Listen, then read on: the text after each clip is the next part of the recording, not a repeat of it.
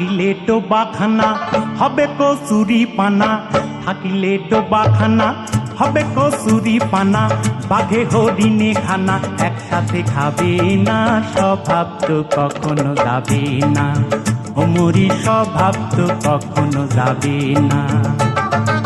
থাকিলে ডোবাখানা হবে কচুরি পানা, থাকিলে ডোবাখানা হবে কচুরি পানা, বাঘে হরিণে খানা একসাথে খাবে না, স্বভাব তো কখনো যাবে না, ওমরি স্বভাব তো কখনো যাবে না।